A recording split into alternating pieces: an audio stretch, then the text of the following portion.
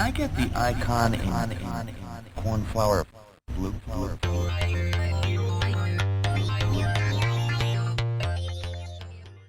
Hey everybody, welcome to episode 25 of Can I Get That Software in Blue? I'm one of your hosts, Chad Tyndall. Today I have a special intro for Steve, so let me kick that off. In the heart of Phoenix, there's a man who's on the rise. My podcast co-host, Steve Mason. He's the prize, a leader in sales. Enigmatic keeps the G, spinning 5 on the mark. Bringing the knowledge, bringing the relief. His always like a bullet. On the track, it's insane. Ripping them through the turns, never slack, never team. Together on the podcast, we be dropping facts and truth. Steve's the king of sales, and on the track, he's living proof. I have never, ever had a rap made for me. There you go. Eminem made that rap hilarious. just for you. Just for you. How awesome is that?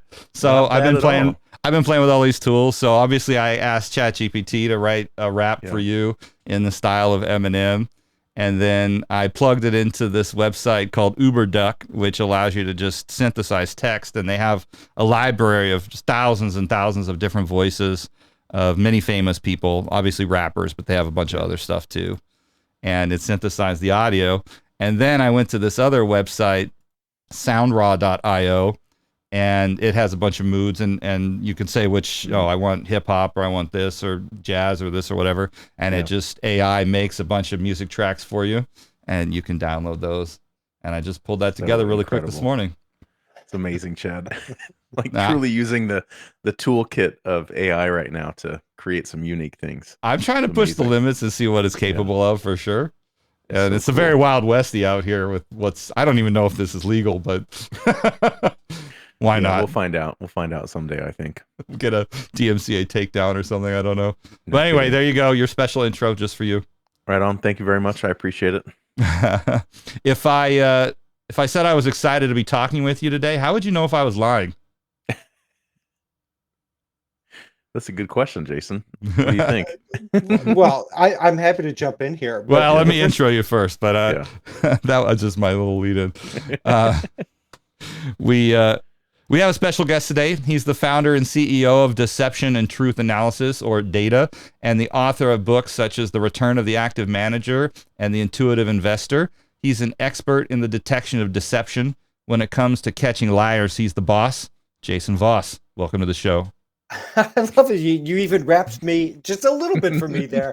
Didn't quite get the Eminem, but I got MCCT to do my intro. That was my own. I did that myself. No ChatGPT or anything. Yeah, impressive. Kicking it old school here. So I know we've got questions and stuff, but I love that Audi was featured in there. Why? Because internally we discuss, if we were a car, what would we be at Deception and Truth Analysis? And we always say an Audi R8.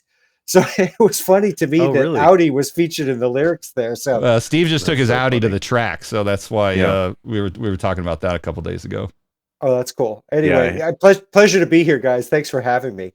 Yeah. Now we know each other through one of my former grad school professors, Dr. Tom Howard, and Dr. Howard's now running his own research firm called Athena Invest that specializes in portfolio management using behavioral techniques. And I loved his courses because besides the fact that he's obviously a brilliant thinker, he always just really told it like it was. Like he would tell us he was teaching us about the efficient market hypothesis and CAPM, or the capital asset pricing model, or all these things you learn when you're in finance classes. And he would say he was teaching it to us. We had to know it if we were going to take various certification exams, the Series 7, Series 63, CFA, whatever people were going to go on to do. But then he'd also just say it's all bullshit because obviously markets aren't efficient. There's tons of irrational behavior happening all over the place. And I loved his classes, and he introduced me to you so that we could have you on this podcast. And I just wanted to give him a shout out and thank him for that. Yeah, Tom's a wonderful human being. He does tell it straight. And you mentioned Return of the Active Manager. That was a book I co-authored with him, and he's one of my favorite people. So we share Tom Howard as good people, good love for good people with Tom. Yeah, one of the few professors I stay in touch with still, even anytime I go back to Denver. So I'm glad he introduced us, and thanks for being on the show. My pleasure. Thanks for having me. Well, we want to start off with this article that you wrote on the neuroscience of deception, and talk about that, and I'll put links for all of this stuff in the show notes for anybody who wants to know. I thought this article was good because it was talking about like different brain regions and cognitive tasks. Kind of actually reminded me, like I thought I was listening to like an episode of the Huberman Lab podcast or something. Like he's always talking about different parts of the brain. And one of the things you mentioned is that it makes sense that lying would be cognitively more demanding than telling the truth. Because you need creativity to create the lie. You need to use working memory to keep track of the real story and the lies you're telling. You have to keep your emotions in check and all this stuff that doesn't really apply when you're just sort of telling the truth. And, since we know that big corporate CEOs and senior leaders, they tend to have a higher proportion of sociopaths than the rest of society. And I was wondering, does this stuff about lying and being it more cognitively demanding, does that actually hold true for sociopaths as well? Do you know that? Like, they don't feel bad about lying and they do it all the time. And, the SBFs and the Elizabeth Holmeses and the Jeff Skillings of the world, they just do it with such ease. Doesn't seem hard. Well, it's a great question. I have to give a qualified answer. The answer is yes, sometimes, right? Which is a kind of useful answer, but kind of a useless answer too. Let me give you a little bit of example. So what they have found in deception science is that sociopaths don't feel the emotional angst that non-sociopaths feel when deceiving. And a lot of the deception detection beliefs of the public are that we can detect deception because naturally people feel anxious and therefore we can rely upon body language in order to surface deception. Turns out that's a pan-cultural fiction. We're all pretty good deceivers. We're socially encouraged to deceive.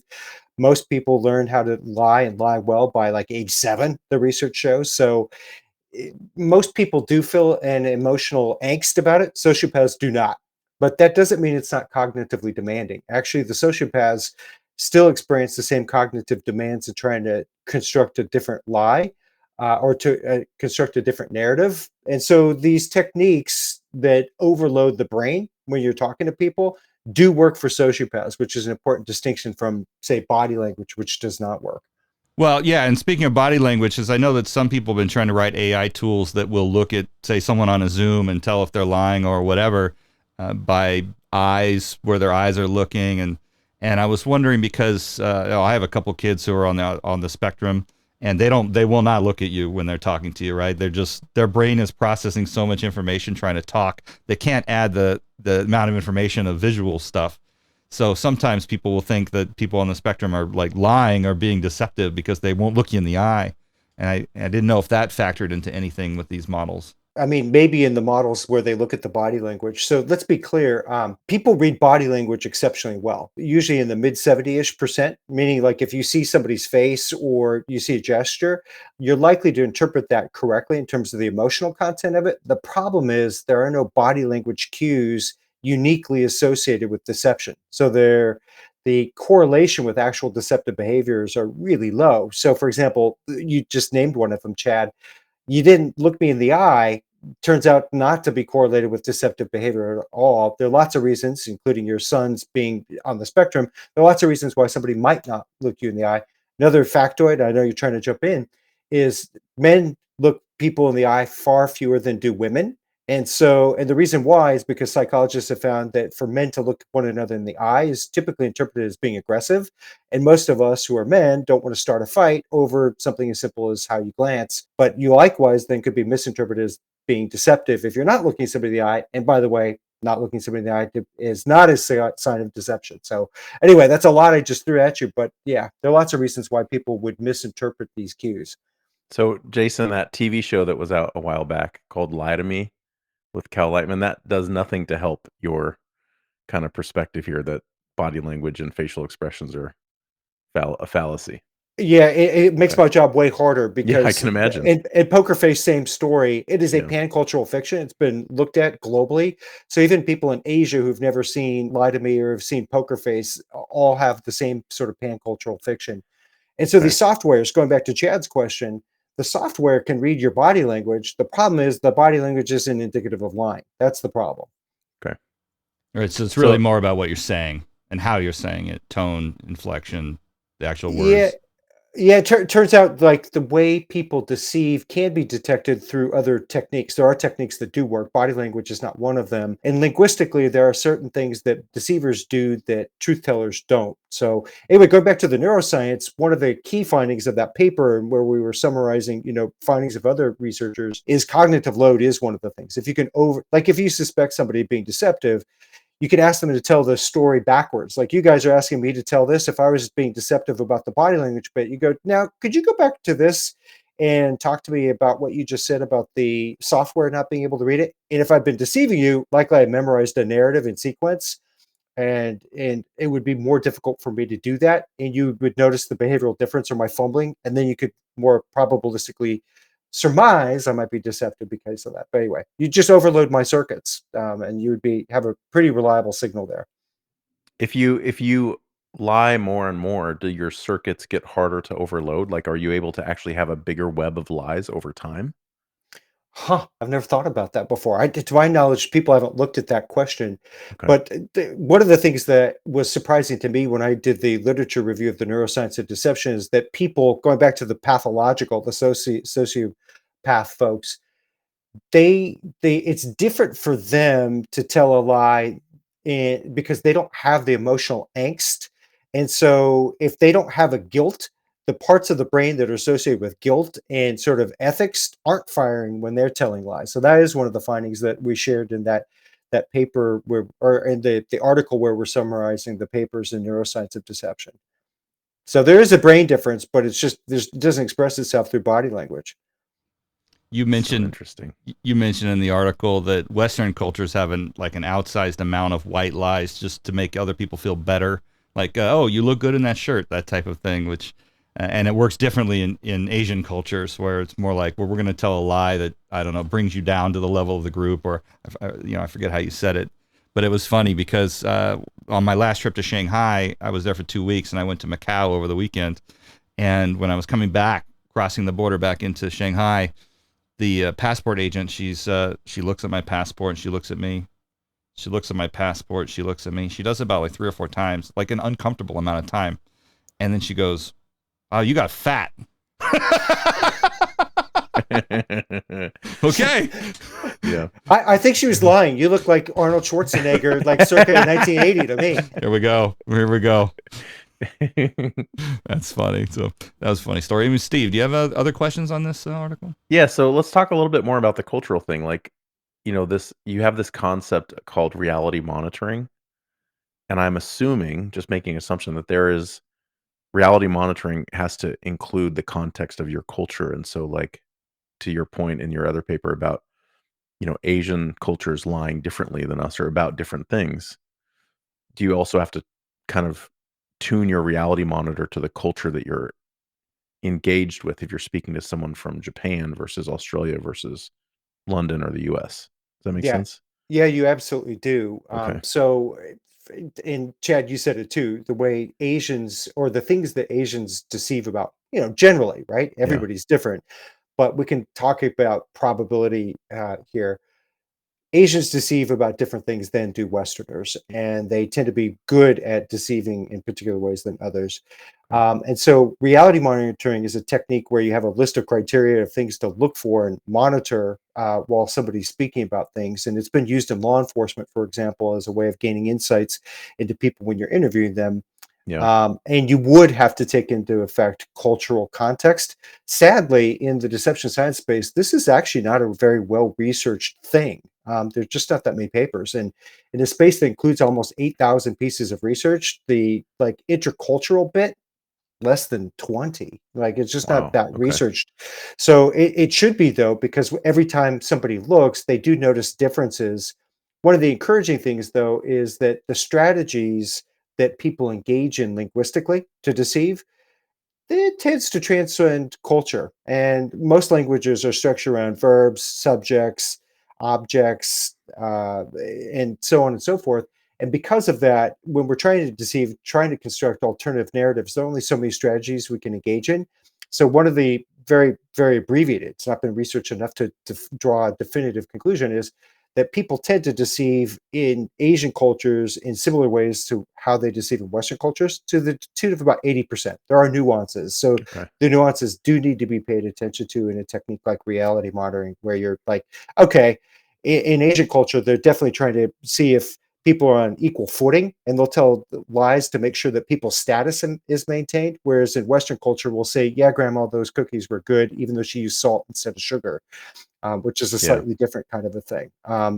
But honestly, I think it's got to be better researched.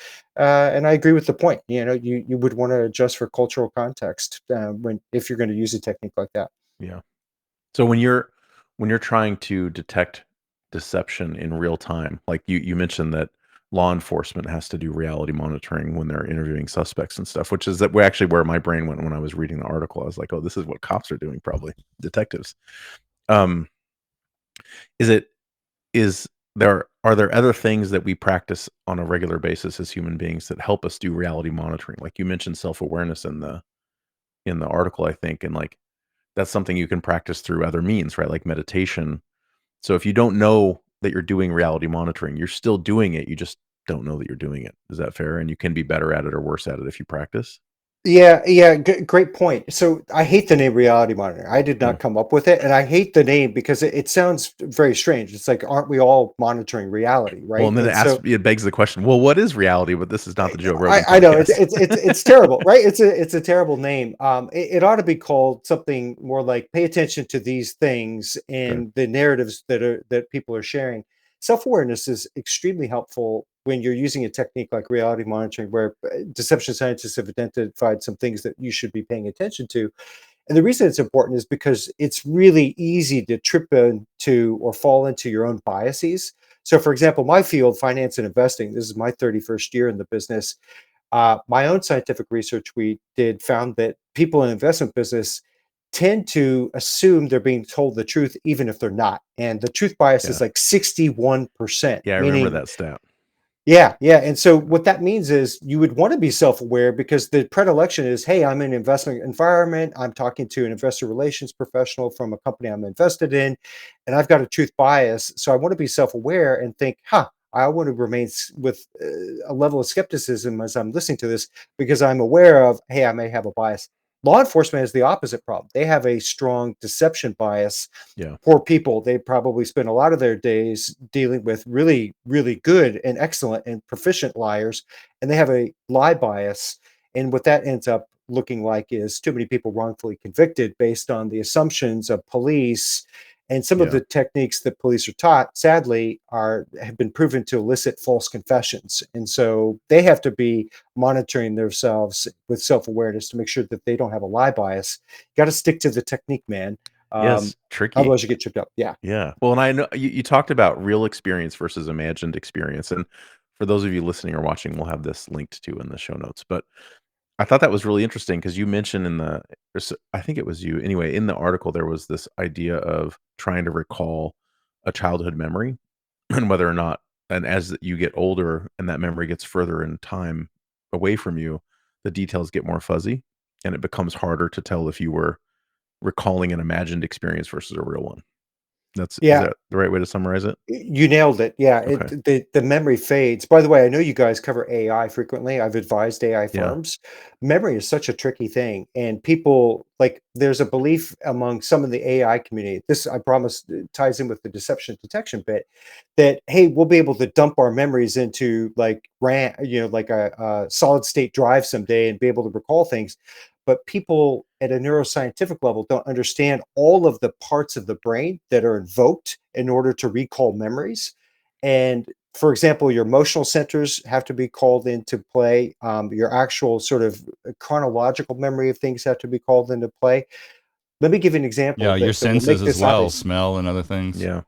Totally. And but your memories change because context change. So for example, if you had asked me, I'm now married for a second time. If you'd asked me to recall the memory of my first wife asking me for a divorce circa 2001 when I was 31, though my memory would be painful. And my Yeah. memory of that would be all the tragedy. You ask me now as a 53-year-old, I'm delighted. It was actually a good time because the relationship wasn't working, whatever. So what memory is on the hard drive. The I'm agitated and it's like a gut punch, what I'm recalling it memory, or is it the memory of a 53-year-old?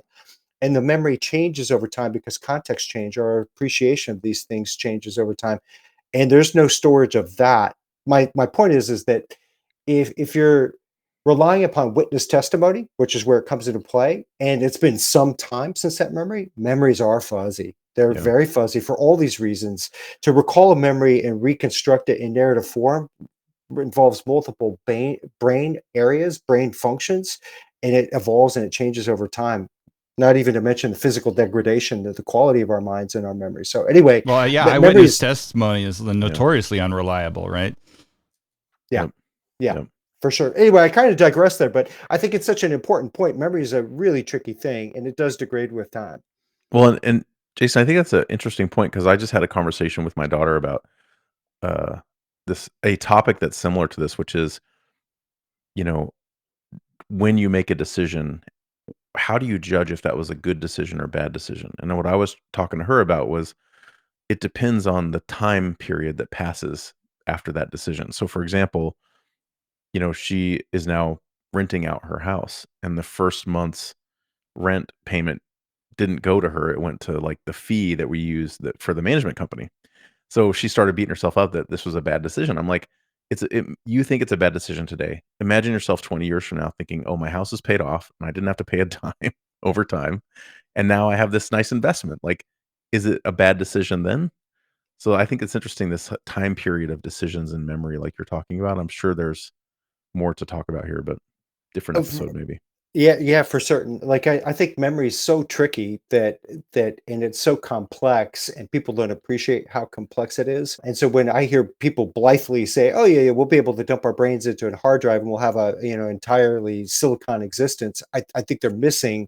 just how complex these things are. And it's not. Yeah. It's so tempting to think of the brain as a computer, and it's not a computer, right? Yeah. Brains existed before computers, and we're not solid state. We're biobots, Yeah. if anything.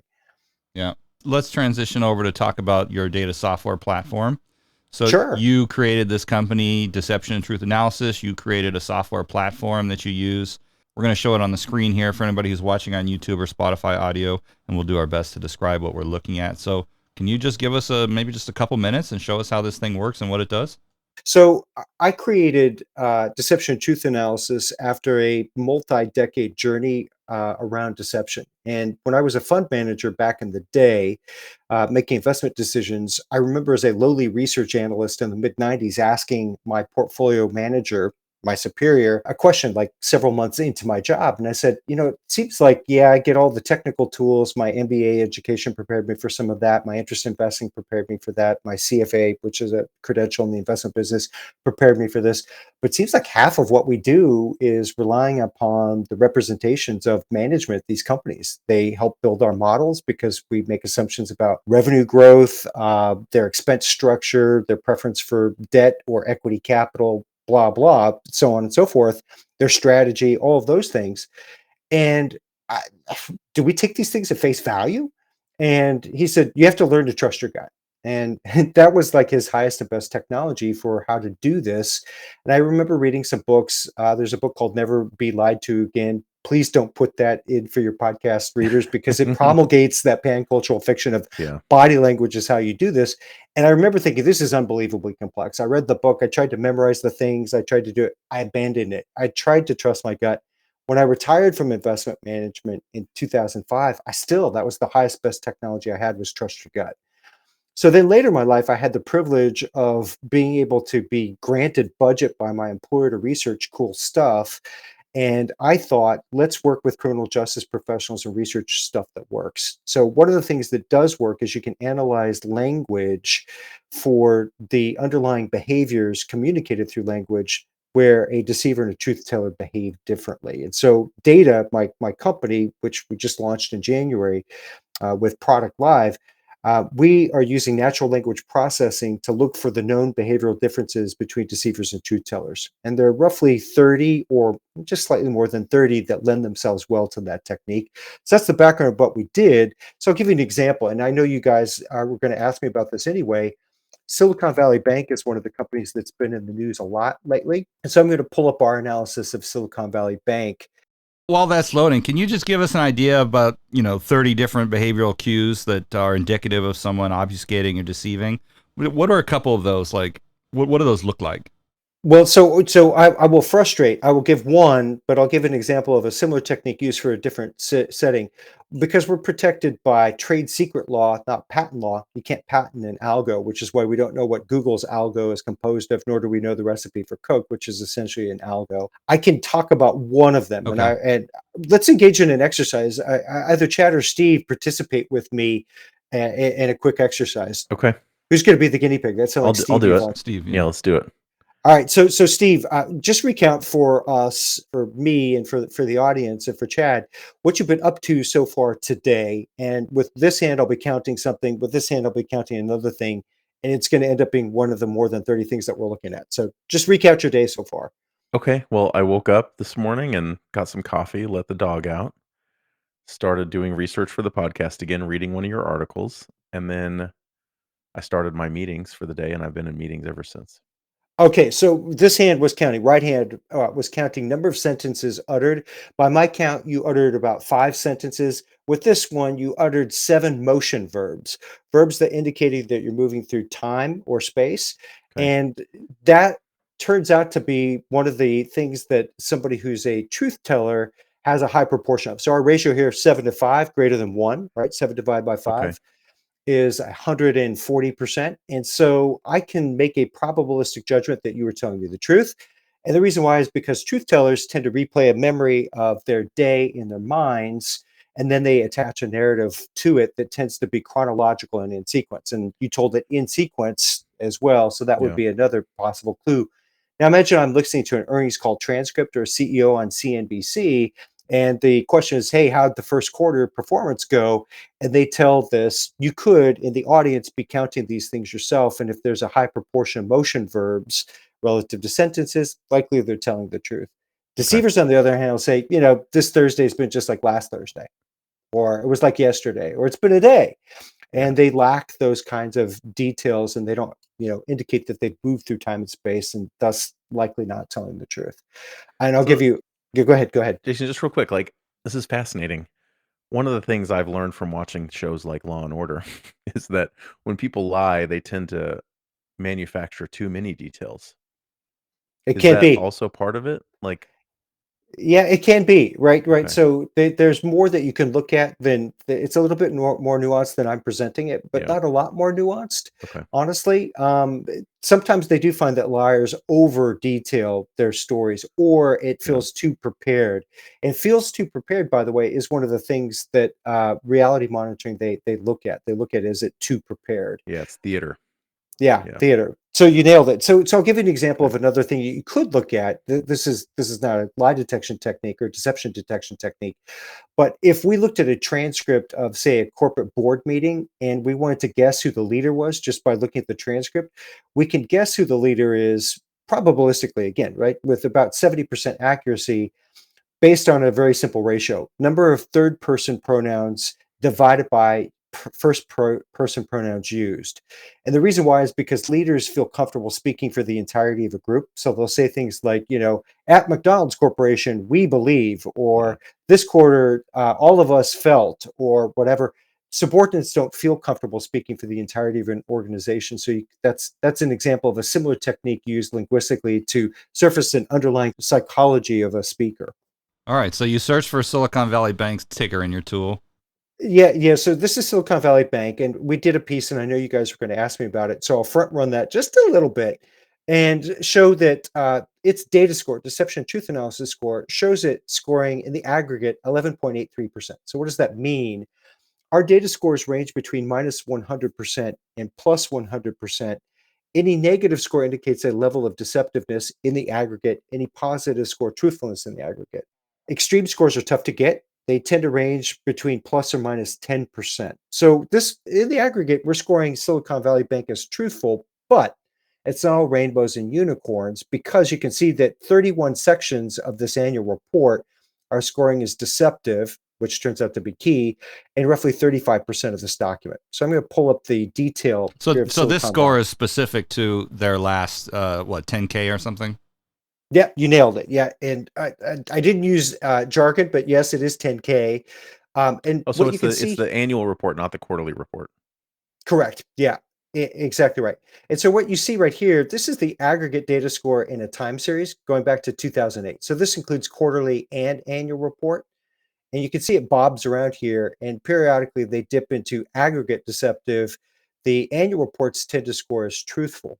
And to my knowledge, we're one of the few companies that knows this globally. Annual reports tend to be more truthful. At first, we thought in our data, maybe we have a bias in our algorithm toward longer documents, scoring as more truthful. Again, more details, maybe being more truthful.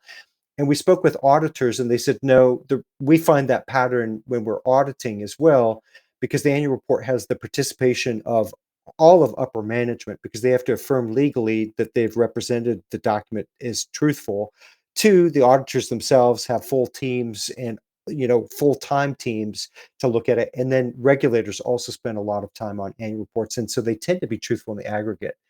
So I want to drill down here. These are the documents that make up that line that I was just showing. And let's go back to Silicon Valley Bank 4 years ago. So let's go back to this, let's see here, annual report right here. We could actually do an intra-document view, which we call data redline. Again, here we're looking at more than 30 factors, and what you'll see when this renders here on the right-hand side, you'll see the running narrative of truthfulness and deceptiveness in the document. On the left-hand side, you'll see the language that we've scored. And so you actually see the document All right, itself. so we're going to be looking at the scoring for their 2017 10K. Exactly right. So we're going back in the Wayback Machine here, approximately 5 years ago, and it's quite interesting what we're going to be demonstrating. You'll see a run of fragments. These are like roughly 2 pages of text at a time. We need a significant sample for our technique to work, and that sample is around 2 pages. So here on the right-hand side, you can see the running narrative of truthfulness here on the right-hand side. This is 0 to 100%. Deceptiveness on the left-hand side, 0 to negative 100%. And this is the narrative throughout this 10K. And as I scroll through here, you can see it is tied in here to the 10K itself. Unambiguously, this is their most deceptive fragment. So if I click on that, it will take me to the section of this document where they're discussing Silicon Valley Bank's management is, or somebody within the organization is, their net interest income. You can see that right here. 2017 compared to 2016, net interest income increased by $4.5 million in 2017 due primarily to this. This turns out to be an early warning signal only because that's what they got in trouble for 5 years later. And so we, in their most deceptive fragment, see that they're being deceptive around different sources of income. And the first sort of complete thought that's expressed here is around net interest income. Now, go ahead and ask a question. I'm going to go back to 2018, where it's even less ambiguous than that one. Does your algorithm have explainability to say why it finds something as deceptive or truthful? That would again be revealing sort of what we're looking at. And so, no, the way people can validate whether this is true or not is securities prices are known to track levels of deceptiveness and disclosure. And so one of the things, for example, that the hedge fund community that's on our platform are looking at is if data says that the data score for this document is X, what's the future stock price action? And we've done our own testing on that. And I can confidently assert we would not have created a product and invested, multiple years of our lives if that wasn't true. So this tends to be predictive of negative outcome. So here's Silicon Valley, its annual report right here, Silicon Valley Bank. Again, unambiguous. This is their most deceptive fragment. It's less ambiguous even than before. Going back 4 years in time, fourth quarter 2018, fourth quarter 2022 document was just minted. Here's that fragment. And it says, for each major category of interest-earning assets and interest expense for each major category of interest-bearing liabilities, the table also reflects the amount of simultaneous changes attributable volume rate changes. This entire section, unlike the one I just showed you, is about net interest income. So here's the net interest income disclosure. This entire section is about net interest income. That's exactly what Silicon Valley Bank got in trouble for. We find that their most deceptive fragment for years was about net interest income. Said another way, there was some self-consciousness by whomever authored these sections of this document that they need to convince people of some differing narrative because a high proportion, in this case, greater than 50% of this language was using language the way deceivers use language when they're attempting to convince you of a false narrative. Let's say you just took the S&P 500 and all of their annual reports. Sure. What percentage of the time would you find their statements to be deceptive? Well, great question. Let's just do it. We'll do it live. So we'll go back here to database and we'll screen on the S&P 500. So I'm going to go to indices and I'm going to go to S&P 500. We'll add it in here. Now, somebody in the audience is sharp-eyed, I guarantee it. And they go, oh, there are only 498 companies. That's because Berkshire Hathaway and Alphabet have two share classes in the S&P 500.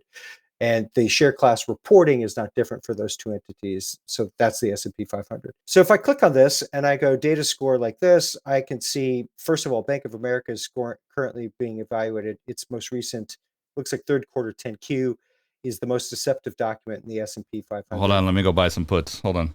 Yeah. And Dexcom, its most recent 10K, fourth quarter 2022, is the most truthful document that we've scored.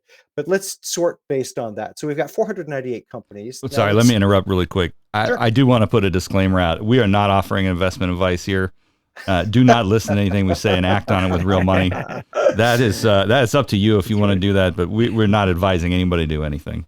Yeah, and I am at great pains to say not that we don't offer investment advice, but we don't evaluate companies, nor do we evaluate people. We do evaluate documents. My lawyers would be very thrilled with that statement. So let's slide this. Our data score here, 0 to minus 100%, which is the deceptive part of it. So you can see 132 of 498 score in the aggregate as deceptive.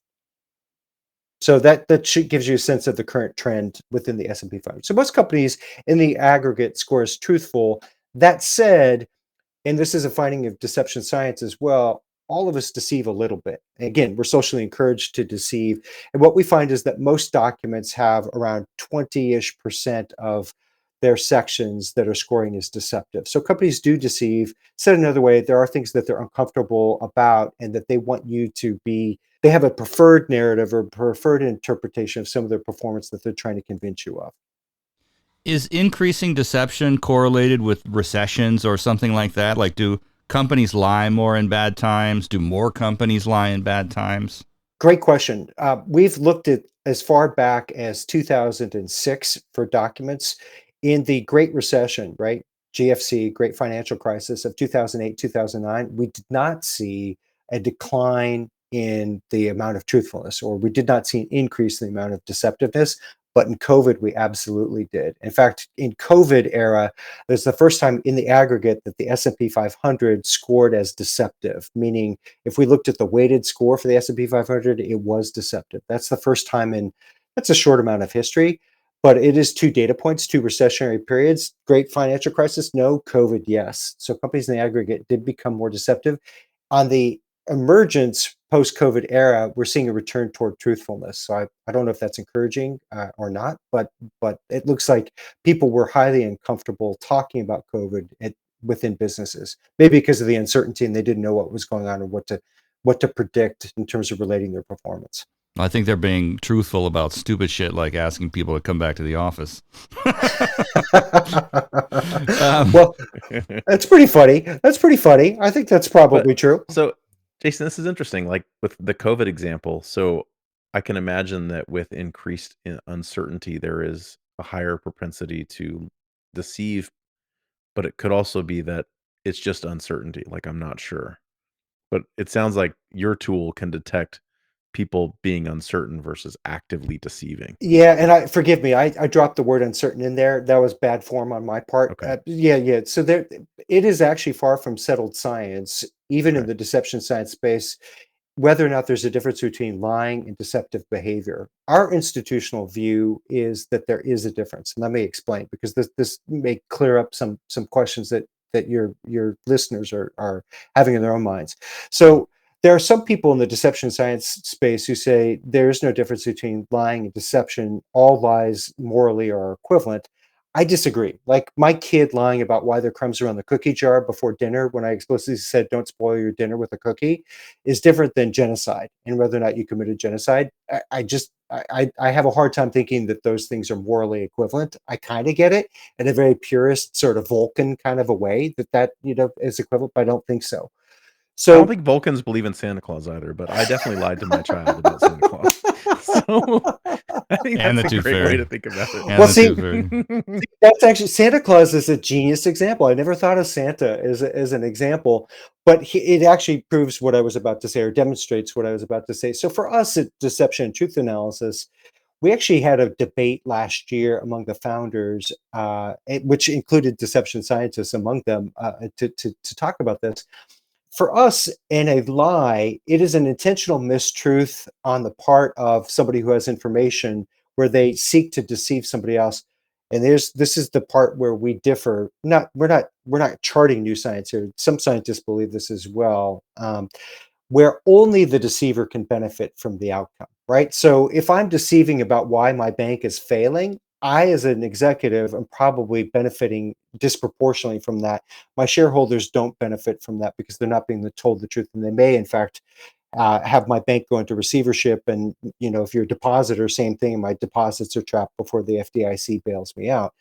But with a deception, Santa Claus, I would characterize as a deception, not a lie. And the reason why is both parties potentially benefit. So your kids potentially benefit because it's fun to believe in the mythology of it. It's fun to know that somebody's looking out for you and potentially is going to be bringing you presents gratis. And you as a parent like it because it's fun to participate in that narrative. And because both parties can potentially benefit, I would label that, and that's our institutional view, that that's a deception. Let me give you a business example, and then I'll pause.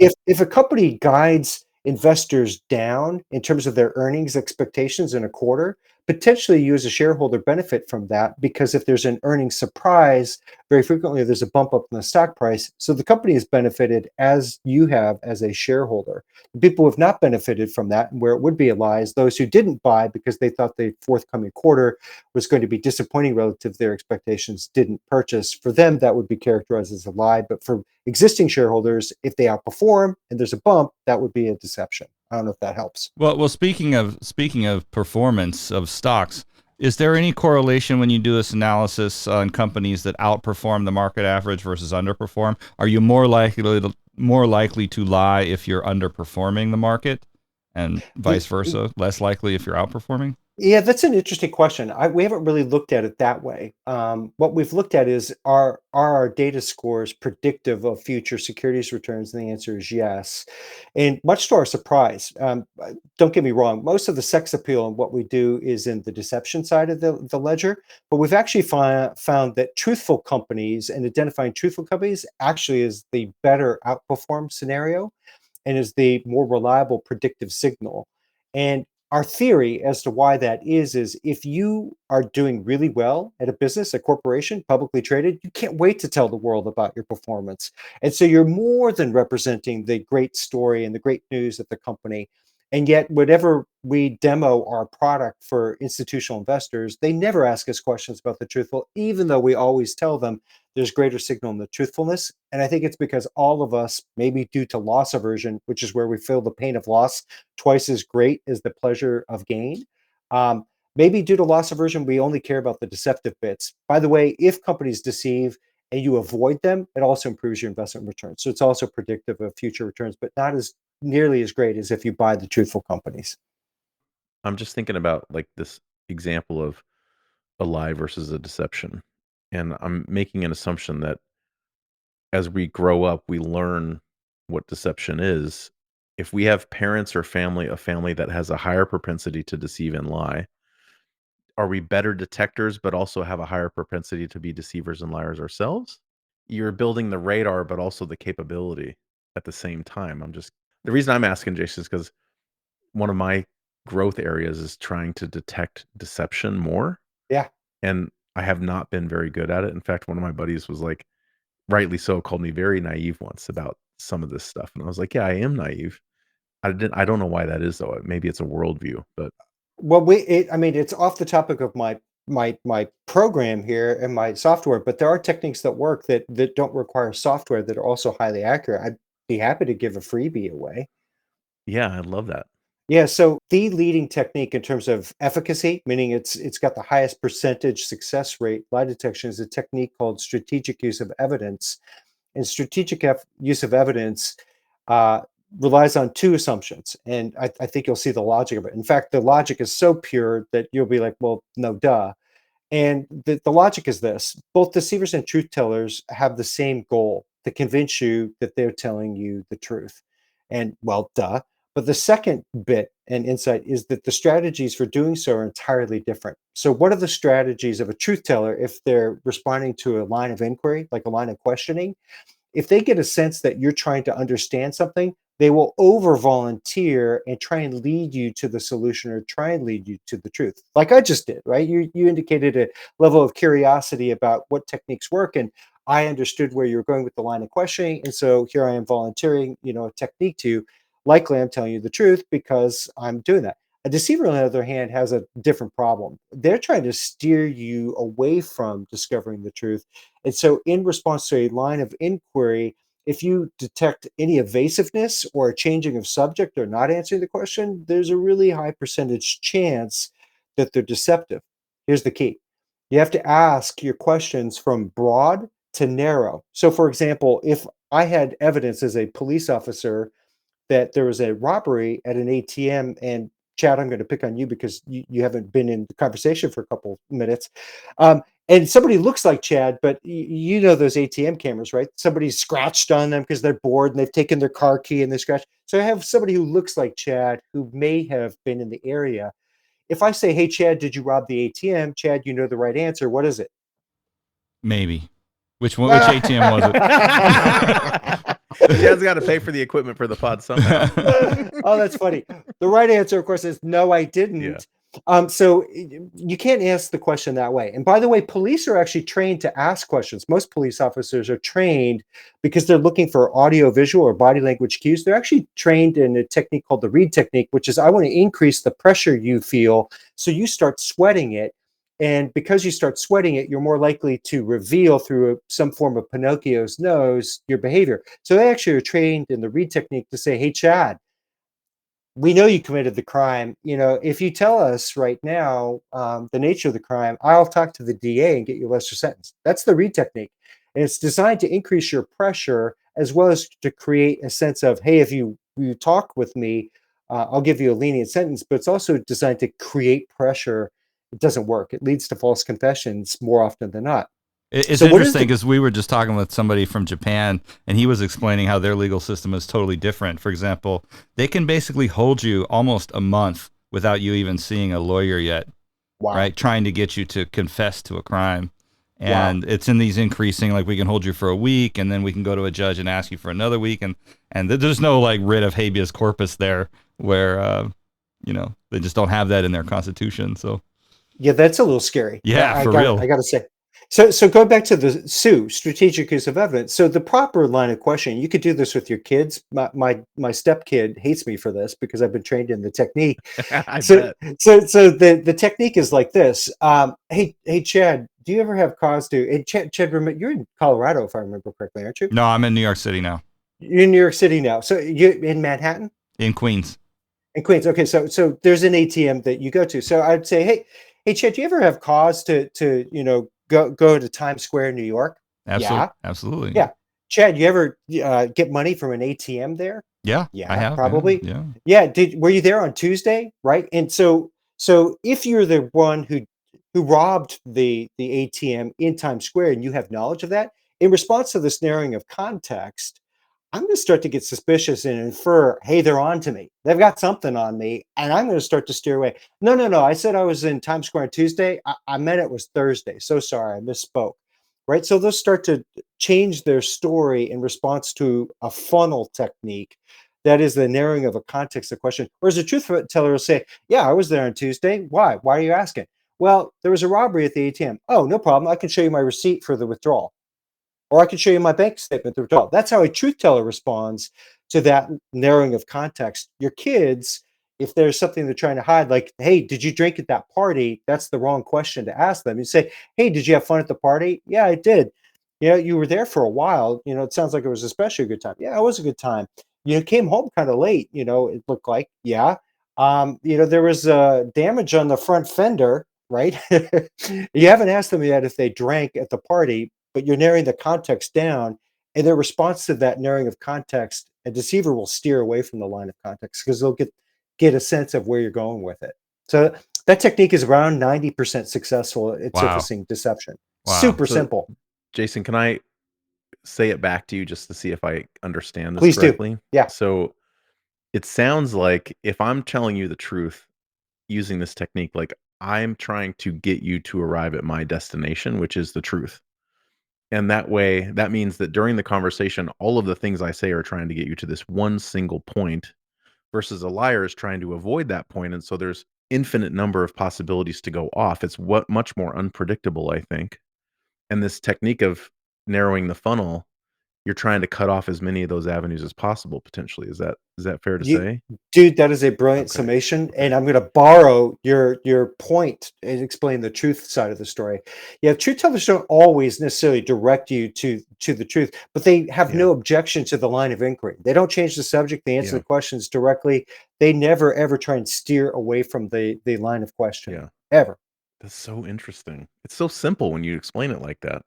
Yeah, yeah, and I Wow. did not pioneer this. My research partner, Dr. Maria Hartwig, is the pioneer of that, and that technique is now slowly but surely making its way around the world and penetrating law enforcement, which I'm delighted about because it actually does work, unlike the Reed technique, which, by the way, if we go back to the Reed technique, which is, and if you watch police dramas, they always hit suspects with the big thing to make them nervous up front, and that's how the police are actually trained to do.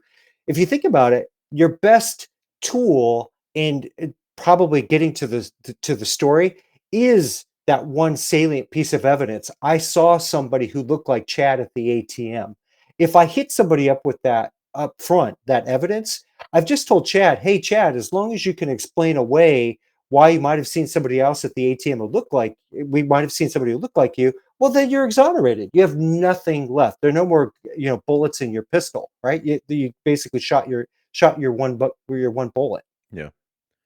It's like if you were deceiving, you could say, "Well, I did see another guy there that looked kind of like me." No, you Yeah, didn't. right. I don't know why you Yeah. saw. I don't know why you Yeah. saw a guy who looked like Arnold Schwarzenegger, Circuit Conan. I don't know. That's right. All right. So this data platform this is a software tool that you're selling to wealth managers, hedge funds, that type of thing. Is that your client base? It is the client base, and I neglected to mention My Data, our other product, which allows you to upload almost any document of your own choosing for scoring. The first one, databases, publicly traded companies, and the documents they issue in a regulatory setting. But we also have the capability of evaluating almost any document, so long as it's in English, it's communicated in complete sentences, and it's roughly 2 pages in length. So maybe corporations would want to run their stuff through this tool to make sure it doesn't come across as deceptive before they publish it. They will never be granted access to the platform. We monitor very closely. People have access. We misqualified a sales lead a couple of weeks ago, and we're talking to somebody, and they're an investor relations firm, and they were interested in us because they advise corporate clients on how to create communications which are convincing to Wall Street. And that doesn't necessarily mean they're deceiving, because one of the techniques that's out there doing a similar thing relies on machine learning. Machine learning has identified offensive language, and so they coach executives on how not to use that offensive language. And they may innocently be using those terms because what machine learning has found is, there's a higher than chance level that that's predictive of some future negative outcome. And they may have stumbled on that accidentally. And so they coach people, and we're like, nope, we're not going to aid and abet you. Sorry. So you don't sell this to everybody. No, we everybody who gets on the platform is somebody we can, like, we've already, for example, this will sound crazy. We think that somebody from Asia refused to give us a corporate email account, and we got the sense that they might have been like Chinese intelligence or from Hong Kong and some sort of apparatus.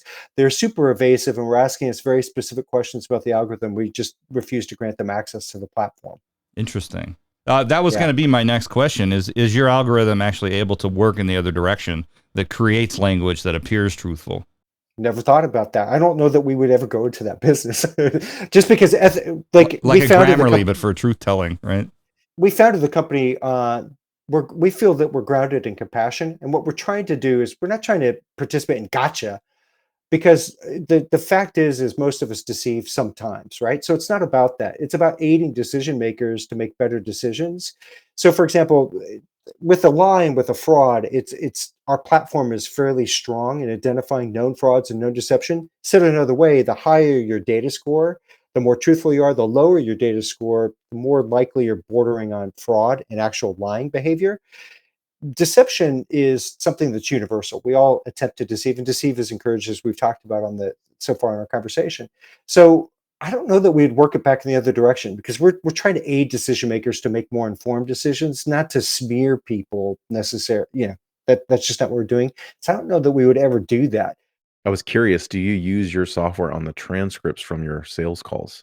No, but we have for some of the people that we've interviewed for jobs. Yeah, Oh, you bet. okay. Yeah, and we eat our own cooking. Yeah. We have a investor newsletter that goes out to our investors, and at the bottom we always have this document scored the following, and one of the documents that I authored scored as deceptive, and we still publish the score. Yeah. And because, as a reminder for the audience, we are wrong 1 in 8 times. We're right 7 in 8 times, which is why we're a decision making assist. Yeah. But we're also wrong 1 in 8 times. As I reviewed that document, it was interesting what it flagged as deceptive, because I knew that when I authored that, I was in fact I was trying to be more thoughtful about how I presented something that had been uncomfortable for the company. Mm. So my own algorithm caught me, Yeah. and we still ran with the score because we eat our own cooking. All right, let's talk about SVB really quick here Yeah. at the end, because that's a hot topic. I just want to give a quick rundown of SVB. Obviously, a lot of people have covered this in case people don't understand what really happened. Silicon Valley Bank offers white glove banking services for VCs and founders and startups. They take deposits from VCs and startups and then lend that money out to other people. In this case, they had lent billions of dollars to the U.S. government in the form of 10-year treasuries, and that's generally considered risk-free because the U.S. government would never default on their bonds since they can always print more money.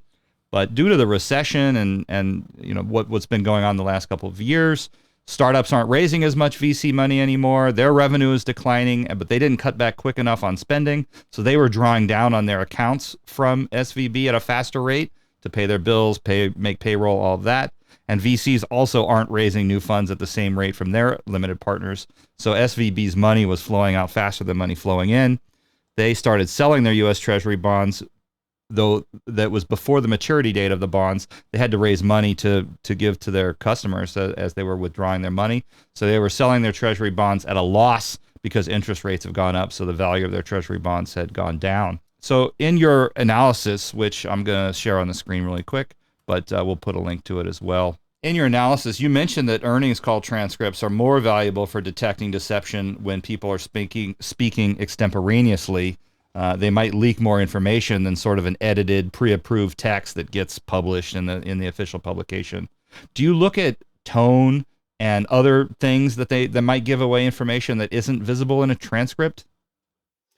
No comment. Not going to tell you what we look at. Unfortunately, what I can say is the following. There's a general belief that earnings call transcripts are the sort of the gold, and that's where you go digging for it. What we have found in our own research is earnings calls are management directed theater, and they absolutely rehearse that. I love that term so much.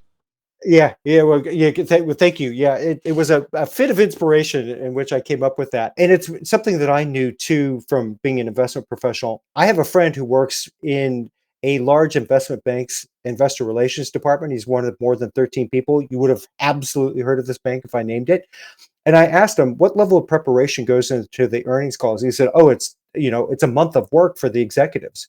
And do you role play, the way the call is likely to go and the questions you're likely to get? Yes. And so for earnings calls to have signal, which is the strongly held belief of investors, they would have to have underprepared, or somebody has to ask a question for which there was no preparation. That's very rare. They endlessly prepare this stuff. They get advice from investor relations consultants. The executives talk amongst themselves. There's a whole team that prepares this stuff. Regulatory documents, which people think are sort of signal free because they think of it as the sort of Casper milquetoast last thing to be minted.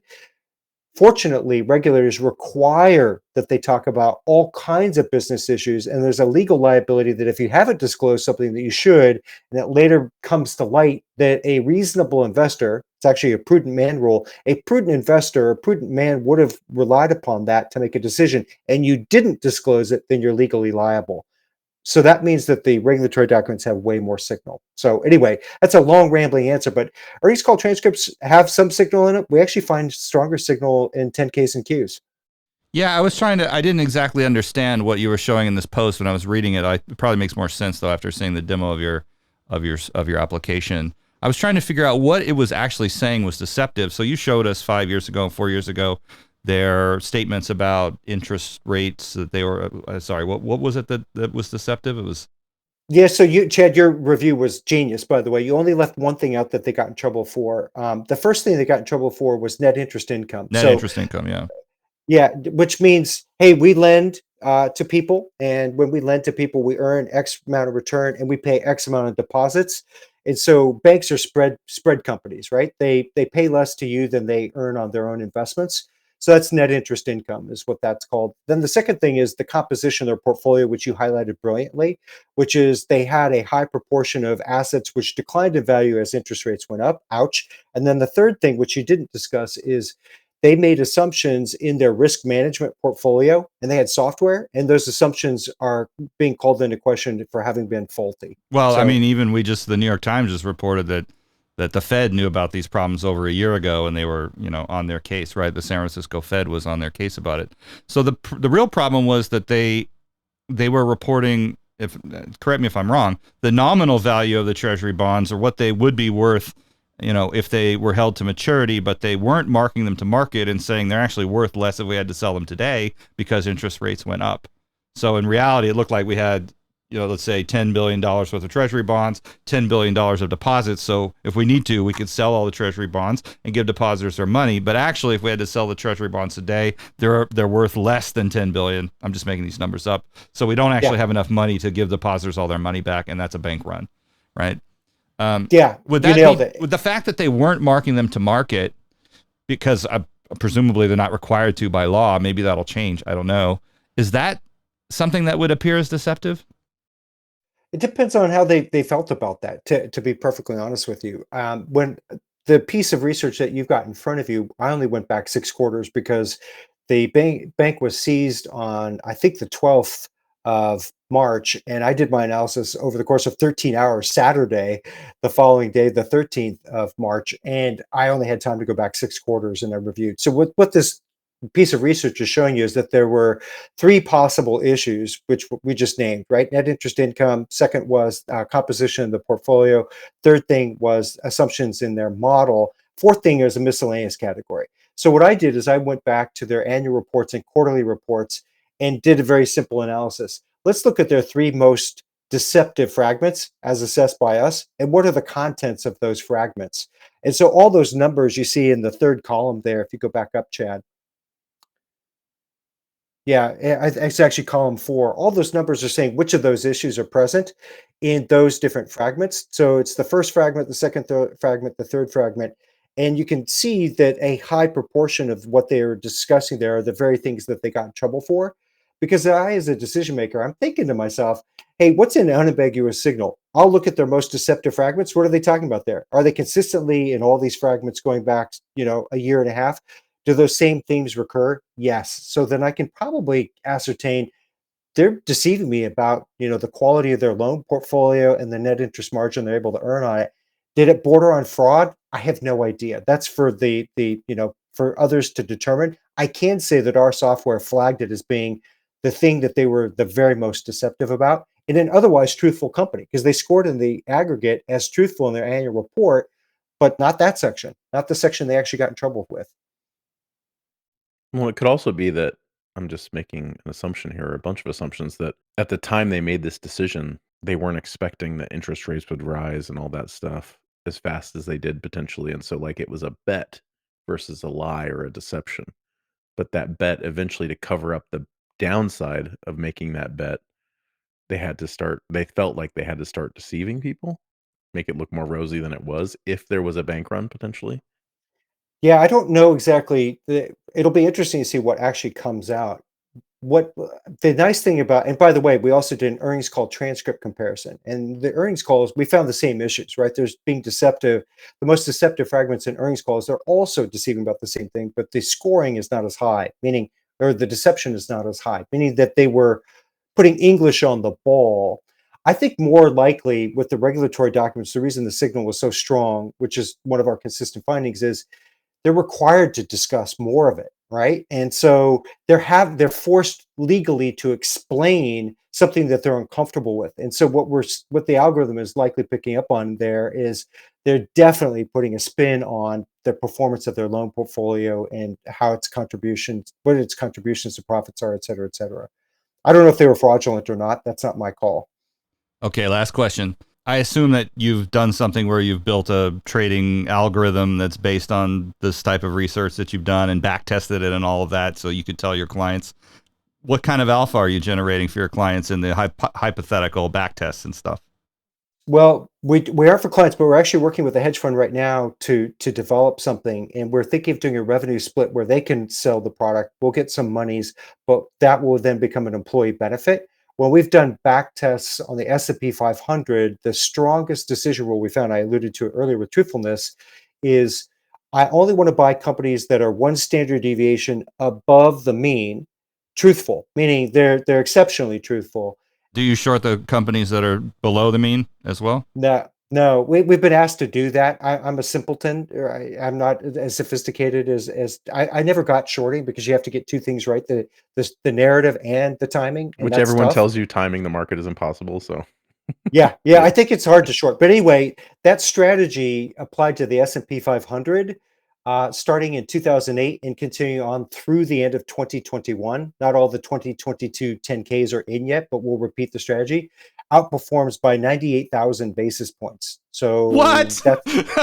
Yeah, That's amazing. It's published on our website. We actually didn't publish. One of our investors, just so people know, a basis point is 1/100%. So he just said that they outperformed by 980%. Yeah, and we actually didn't want to publish that result because it creates it creates incredulity in the part of like our investment clients, and they're like, no way. And then we shared the information with them. We're like, you can replicate the same strategy on the platform yourself. Like, you can look at it and see that we didn't fake it. And we were shocked that it was that high, honestly. Oh man, let me wet my beak. Let me get some money in your money management fund. That's amazing. Yeah, but guys, like, yeah. not a financial podcast, not financial advice. Exactly. Outstanding. Well, listen, we've been trying to get this episode going for, I don't know, over a year, probably 15, 16 months. I'm glad we finally made it happen. Thanks for joining us today, Jason. That was excellent. We love talking tech. We love talking with founders. We love talking about finance. We love talking about recent events. We love talking about machine learning and AI. And this episode basically hit all of our podcast G spots. So that was awesome. Psychology, human psychology. And human psychology. Yeah. Thank you so much. This was a great episode. My pleasure. Chad, thank you for your dogged pursuit of me. It took us a long time to get the product live, and I really appreciate your persistence. All right. Well, everybody, if you like this episode, please share it on LinkedIn. It's got some new topics, things we've never discussed before. You might find people who are interested in it that might not be interested in some of our other topics about, software sales and such. And if you do, just share it with them and help us grow our listener base. We appreciate it, and we'll see you on the next episode. Thanks, Steve. Thanks, Jason. Yeah, thanks, guys. Thank you. Thanks, Jason. Thanks, everybody.